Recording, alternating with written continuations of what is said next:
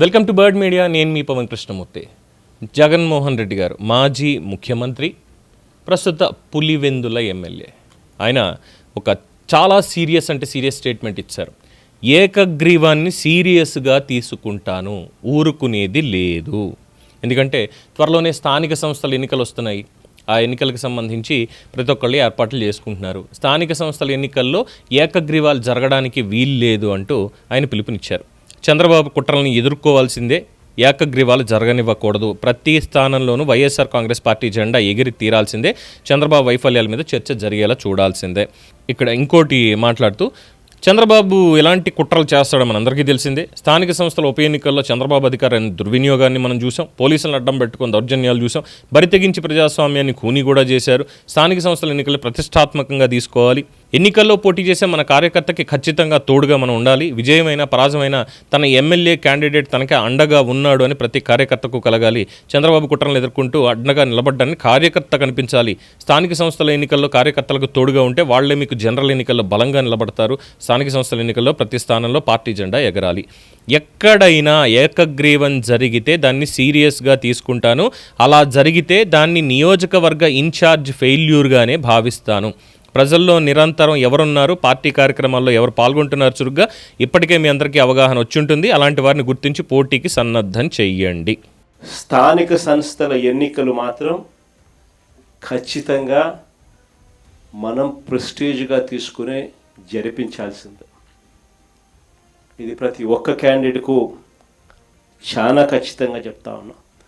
చంద్రబాబు నాయుడు అనే వ్యక్తి ఎన్ని కుట్రలు పన్నినా, ప్రజాస్వామ్యాన్ని ఖూనీ చేస్తూ ఎన్ని ఇబ్బందులు పెట్టినా, స్థానిక సంస్థల ఎన్నికల్లో ప్రతి కార్యకర్తకు మనం తోడుగా ఉండాలి అని మాత్రం ఖచ్చితంగా చెప్తా ఉన్నా. నేను మాత్రం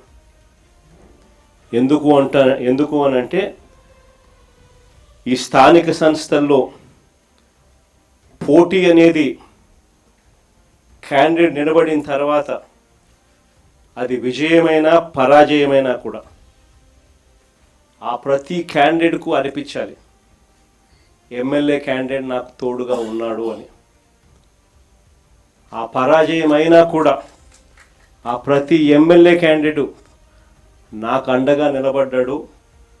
చంద్రబాబు నాయుడు అధికార దుర్వినియోగం ఎంత చేసినా కూడా, నన్ను ఓడించడానికి ఎంత చేసినా కూడా నా ఎమ్మెల్యే క్యాండిడేట్ నన్ను విడవలేదు, నాకు అండగా తోడుగా నిలబడ్డాడు అన్నది ప్రతి కార్యకర్తకు అనిపించాలి. ఆ విధంగా మీరు కార్యకర్తల మనసులు గెలుచుకునే కార్యక్రమం ఈ ఎన్నికల ద్వారా జరగాలి. ఎప్పుడైనా గుర్తుపెట్టుకోండి, కార్యకర్తకు సంబంధించిన ఎన్నికల్లో మీరు కార్యకర్తకు తోడుగా పెట్టుకోండి.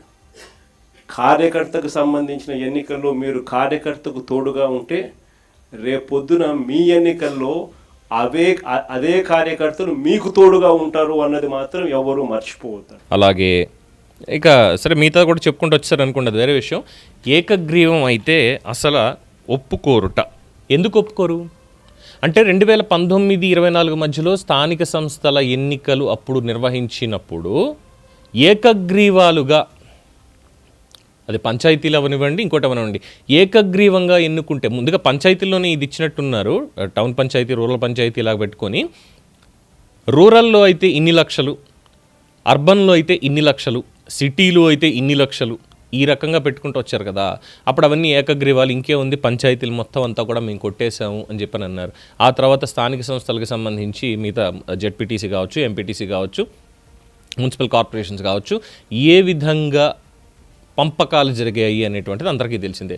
ఏమో ఇప్పుడు కూటమి ప్రభుత్వం కూడా ఆ విధంగానే ప్రోత్సాహకాలు ఇచ్చి ఏకగ్రీవం చేసుకుంటే ఇక్కడ ఇగో ఇలా జరుగుతుందని చెప్తే ఏం చేయగలుగుతారు? అలాగే ఇక్కడ ఉన్నది 11 మంది ఎమ్మెల్యేలు, అంటే 11 నియోజకవర్గాల్లో మాత్రమే ఈ ఎమ్మెల్యేలు. అలాగే ఏకగ్రీవాలు జరిగితే అది ఫెయిల్యూర్ ఇన్ఛార్జిట. ప్రభుత్వం ఒక ప్రకటన చేసింది, పంచాయతీల్లో కావచ్చు ఇంకో దాంట్లో కావచ్చు, మీరు ఇలా చేయండి, ఏకగ్రీవం చేసుకుంటే మీకు ఇలా ఇస్తాము, ఇది ప్రోత్సాహకం ప్రభుత్వం నుంచి అని చెప్పని అన్నారు అనుకోండి. అప్పుడు ఏకగ్రీవానికి అక్కడ ఉన్నటువంటి వాళ్ళందరూ కూడా మాట్లాడుకుంటారు, సరే ఏకగ్రీవంగా వెళ్ళండియా అంటారు.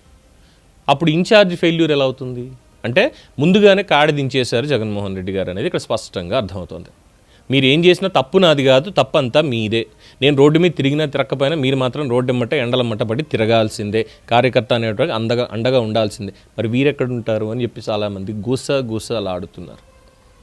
చాలా సీరియస్గా తీసుకుంటారట ఏకగ్రీవంగా ఎన్నికైతే కనుక. మన దగ్గర మాత్రం అసలు అభ్యర్థుల్ని బీఫారాలు చింపేస్తారు, కొడతారు, ఏదైనా చేస్తారు, కిడ్నాపులు చేస్తారు. ఎందుకంటే కర్నూలులో అనుకుంటా స్థానిక సంస్థల ఎన్నికలకి బీఫామ్స్ వేయడానికి వెళ్తూ ఉంటే ఎలాగా చింపేశారనేది. అలాగే అందరికీ గుర్తుందిగా మీసం మెల్లేసి తొడగొట్టాడు అంజిరెడ్డి తాత, ఆయన్ని కూడా సంచులోంచి లాగి చింపేశారు వెళ్తుంటేనే. సో ఇలాంటివన్నీ అప్పుడు చేయొచ్చు అధికారంలో ఉండి. ఇప్పుడు వచ్చి మాత్రం అబ్బో ఇదంతా ప్రజాస్వామ్యతంగా జరగాలి, నేనే పర్యవేక్షిస్తాను అంటే ఏకగ్రీవం అయితే మాత్రం ఒప్పుకునేది లేదు అంటూ చాలా అతిపెద్ద జోక్ పేల్చారు జగన్మోహన్ రెడ్డి గారు. ఏమంటారు? ఈ జోక్ ఎలా ఉందో మీరే చెప్పండి. చూస్తూనే ఉండండి ది బర్డ్ మీడియా.